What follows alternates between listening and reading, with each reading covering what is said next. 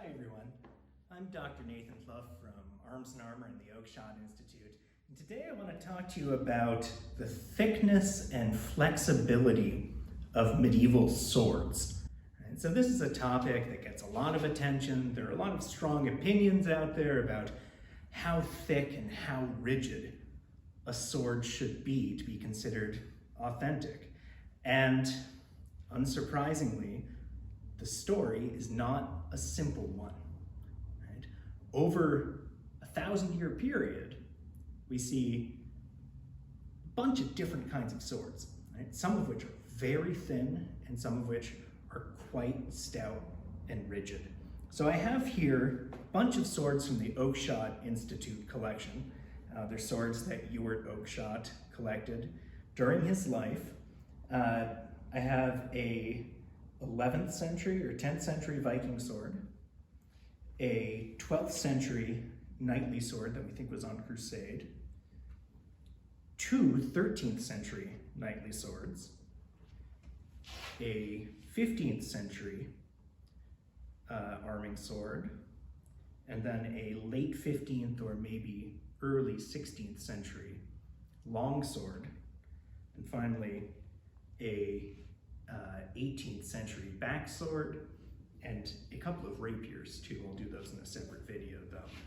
So what I want to do today is look at these swords, and I've got a pair of calipers so we can measure how thick these swords are. Right, so this first one, this blade was a river find. It's a Viking period sword. Has a single fuller down it. It is quite thin and flexible. I'm not going to flex this because it's 1,000 years old, but you can feel some flexibility in it. And if we look right out toward the tip here, we're about 2.8 millimeters thick. We can move back about 8 inches, and it's about the same, 2.9, 3.1, 4.4 millimeters right back here, right? So it ranges from about a little under 3 millimeters to about 4 millimeters in thickness. Right? So this is quite a thin blade actually, and in use, you would feel some flex and flexibility to it. It's not completely rigid. The next sword is this Crusader sword. So this sword has a what we'd probably call a lenticular section. And we'll do a photo so you can see it more readily. Perhaps hexagonal, it's a little hard to tell. This sword is very thin, very fine, right? So as a 12th century sword, this is from the period of knights wearing chainmail, right? And going on crusade on the Holy Land. This one has representation on it of the Church of the Holy Sepulchre, which is something that was often done when knights went on crusade. They'd have their sword, engraved to demonstrate it. Now, one of the interesting things about this sword is that out here at the point,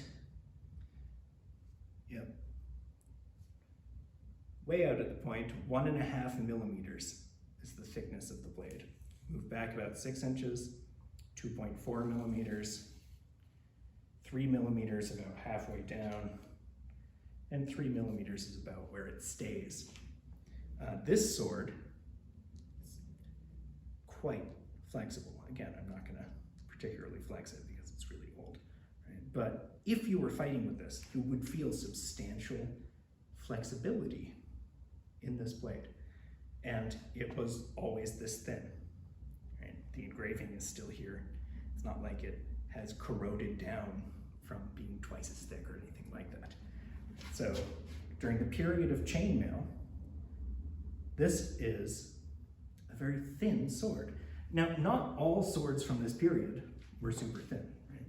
Some had a more rigid section, but a lot of them were really thin. This third sword is a famous example. It's an early 13th century knightly sword. It's called Moonbrand. Grip is still intact, has this big pommel. This sword is super thin. Out here at the point, 1 millimeter in the center of the blade, 1.7 millimeters, 7 inches down. 2.5 millimeters. Down here at the cross, 3.5 millimeters thick. On a blade that is 70 millimeters wide. Right, so this blade is super thin and flexible. Right, this sword was clearly designed to be thin and flexible. And this challenges some of the ways that we think about swords during the period of armor. Right, we're often told that swords during the period of chainmail armor had to have a very thick, rigid section so that they could pierce through the chainmail. These swords clearly weren't designed for doing that specific thing. Right? They were for fighting. These are dedicated swords of war, but they're not swords that have that kind of stereotypical thick diamond cross-section that many people think about when they imagine swords from this period. Now here's another 13th century sword. This one is a much sturdier piece. Right? It probably weighs 50% more than Moonbrand. Has a little cross in the pommel down here. Nice stout tang on it. This blade is quite thick and fullered. So let's see how thick this blade is. Out toward the point, 3.2 millimeters. Center of the blade, 4.95 millimeters. Up here at the cross, 5 millimeters. Right, so this blade is 3 times as thick as the 2 blades we previously looked at out here at the point. It's from roughly the same time period and same general area of Western Europe. Right, so we see substantial variation in these blades. Moving on to the 15th century, it's a 15th century arming sword, right, probably Italian. It's got a fullered blade that is hexagonal in section. It's also quite thin and flexible. Let's see here, out at the point, 1.1 millimeters. 10 inches in, 2.3